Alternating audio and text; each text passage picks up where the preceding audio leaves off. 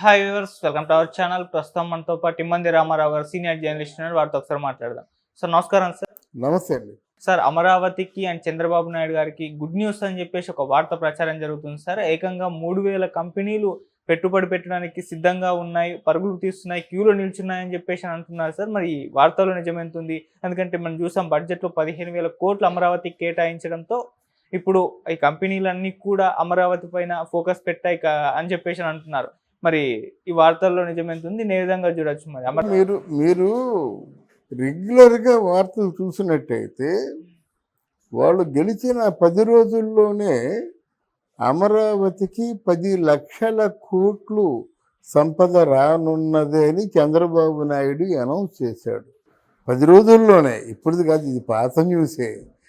ఎందుకంటే ఆయన tailor made సీఈఓల్ని అమెరికాలో పెట్టాడు.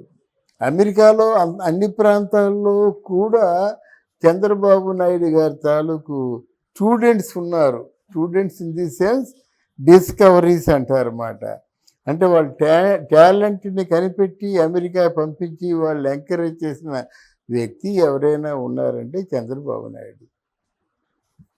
ఈ సాఫ్ట్వేర్ కంపెనీల్లో ఇన్ అండ్ అవుట్స్ బాగా తెలిసిన వ్యక్తి చంద్రబాబు నాయుడు. రెండవది, అమెరికాలో మొదట్లో ఎప్పుడో మన TV5 మూర్తి చెప్పాడు, అమెరికాలో కొంత దూరం నడాలంటే కారు వదిలేసి ఆయన యాంగ్జైటీ కొద్దీ కొంత దూరం నడిచి వెళ్ళి అంటే IT ప్రొపరేటర్స్ని కలుసుకొని ఆ స్కెచ్ని విశదీకరించి ఆ విధంగా పరిశ్రమలు తీసుకొచ్చారని ఓ ప్రముఖ జర్నలిస్ట్ అన్నాడు. అయితే చంద్రబాబు నాయుడుకి ఒక మేనియా ఉంది. అంటే ప్రజల్లో ఉండాలి, ప్రజల చేత ఎప్పుడూ గొప్పగా సూచించబడాలి, ప్రపంచవ్యాప్తంగా ఉన్న తెలుగు వాళ్ళకి ఒక ప్రత్యేకమైన గౌరవం రావాలి. ఇట్లాంటి ఆలోచనలు ఆయనకు ఉన్నాయి కనుక ఎలక్ట్ అయిన కొద్ది రోజుల్లోనే అమరావతి తాలూకు జీవితాన్ని మార్చేశాడు. చాలామంది ఎక్కడ కన్ఫ్యూజ్ అవుతున్నారంటే, అమరావతికి మీరు ఇస్తారా మేము ఇస్తామో తీసి పక్కనండి, అమరావతి ఈ సంపద సృష్టించినంత వరకు మినిమం ఎంత ఉంటే సరిపోతుంది. ఒక 5,000 కోట్లు ఇవ్వచ్చు, 10,000 కోట్లు ఇవ్వండి. కానీ కావాల్సింది ఏంటంటే అదే అమరావతిని పూర్తిగా రూపురేఖలు మార్చేసి ఇదే మోదీ చేత మళ్ళీ ప్రారంభోత్సవం చేయిస్తాడు. ఆ పట్టుదల ఆయనకు ఉంది కాబట్టి ఆయన మాటలు అందరూ నమ్ముతారు. ఓకే, విషయం తెలుసు కాబట్టి. ఇకపోయినట్టయితే ఇక్కడ పిఠాపురం కూడా ఉజ్వలమైన భవిష్యత్తు ఉంది. పిఠాపురంలో ఏదో ఆధ్యాత్మిక యూనివర్సిటీ, మత్స్యకారులకి ఏదో ఇట్లాంటి డెబరేజీ, వాళ్ళకేమో స్టోర్స్ ఇవన్నీ కట్టడం కానీ, ఒక మెరీనా బీచ్లో తయారు చేయడం కానీ పెద్ద ఎవరు సెంట్రల్ గవర్నమెంట్ ఇవ్వాల్సిన అవసరం లేదు, స్టేట్ గవర్నమెంట్ ఇవ్వాల్సిన అవసరం లేదు. పవన్ కళ్యాణ్ 100 కోట్ల వరకు పెట్టుకోవాలన్నా సమర్థుడు. ఆయనకు కూడా ఆయన పేరు శాశ్వతంగా నిలబడిపోవాలి. What next? నన్ను ఎవరు తలుచుకుంటారు? నా తర్వాత ఉన్న జనరేషన్ నన్ను తలుచుకోవాలంటే శాశ్వతంగా వాళ్ళకి మేలు చేకూర్చే ప్రాజెక్టులకి నా కష్టార్జితం పెట్టాలనే ఉద్దేశంతో ఉన్నాడు. రెండవది, పవన్ కళ్యాణ్కి ఈరోజు ఏ రేంజి ఫేవర్ ఉంది, పాపులారిటీ ఉందంటే అదే రేంజ్ పాపులారిటీ కూడా రజనీకాంత్కి కూడా ఉండేది. కానీ రజనీకాంత్కి రాజకీయాలు చేయడం చేత కాదు, మాటలు తినడం కూడా చేత కాదు. మొత్తానికి ఎలాగో అది కాళ్ళ దగ్గరికి వచ్చిన అవకాశం పోయింది. లేకపోతే మోదీ గారు మిగతా పెద్ద పెద్ద రాజకీయ నాయకులు అందరూ రజనీకాంత్ ఎందుకు కొలుస్తారు? ఆ రెస్పెక్ట్ నిలబెట్టుకున్నాడు. దీన్ని క్యాష్ చేసుకుంటున్నాడు పవన్ కళ్యాణ్.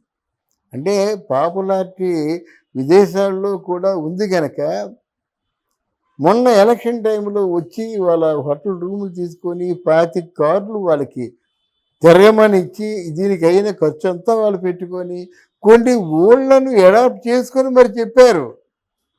అదేది పవన్ కళ్యాణ్ గారికి జస్ట్ ఒక సిగ్నల్ ఇచ్చారంటే మొత్తం పిఠాపురం బంగారం అయిపోతుంది.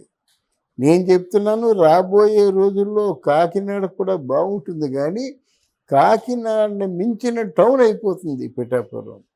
ఇక్కడ కాకినాడ సైకాలజీ, పిఠాపురం సైకాలజీ ఏంటంటే, పిఠాపురంలో ఉన్న వాళ్ళందరూ కూడా ఆకలి దప్పికలతో ఉన్నారు. చేయడానికి పనులు లేవు, పరిశ్రమలు లేవు, చిన్న చిన్న కొట్టు. ఆ చేతిలో డబ్బులు లేకపోతే కొట్లు ఎలాగా ఖర్చు మరి వాళ్ళు బతుకుతారు. ఇప్పుడు పవన్ కళ్యాణ్ 40 రోజులు కూడా పిఠాపురం అంతా పండుగ వాతావరణం నెలకొంది. ఇక్కడ హోటళ్ళన్నీ బిజీ అయిపోయాయి, లాడ్జీలన్నీ బిజీ అయిపోయాయి, టీ కొట్లు ఇట్లాంటి కొట్లన్నీ బిజీ అయిపోయాయి.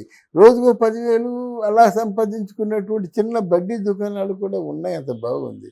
అలా కాకుండా మనుషుల తాలూకు వ్యక్తిగతమైన టాలెంట్ని బట్టి ఉద్యోగాలు ఇచ్చే ప్రక్రియ మొదలైందంటే చాలా హ్యాపీగా ఉంటారండి వీళ్ళు.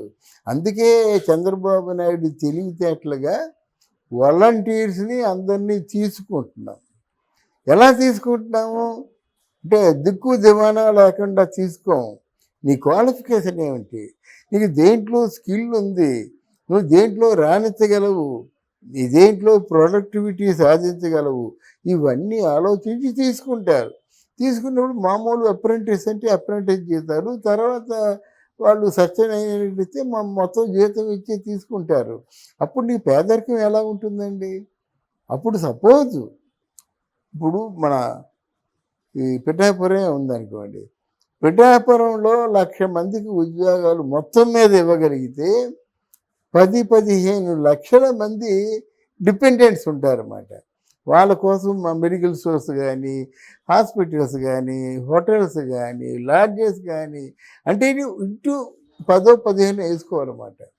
అంటే అక్కడ పిఠాపురంలో అటువంటి అట్మాస్ఫియర్ రాబోతుందని చెప్తున్నాను నేను. కనుక ఇక్కడ ఇది పాత న్యూస్ అయినప్పుడు కూడా ఒకటి ప్రజలు కూడా సంపూర్ణ సహకారాన్ని అందించాలి. ఇక్కడ ప్రజలు లేకపోతే వీళ్ళేం చేయలేరు.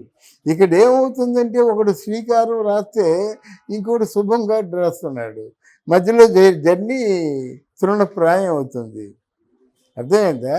ఒకవేళ పొరపాటున ఏదైనా తెచ్చుకుందాం అనుకుంటున్నారు లాభదాయకమైనటువంటి పరిశ్రమని, అరే బాబు ఈ పరిశ్రమ తీసుకురావడం వల్ల అదే పర్యావరణం కాలుష్యం అయిపోతే దొండకూడదని ఇంకొక ముఠాన్ని రెచ్చగొడుతున్నారు.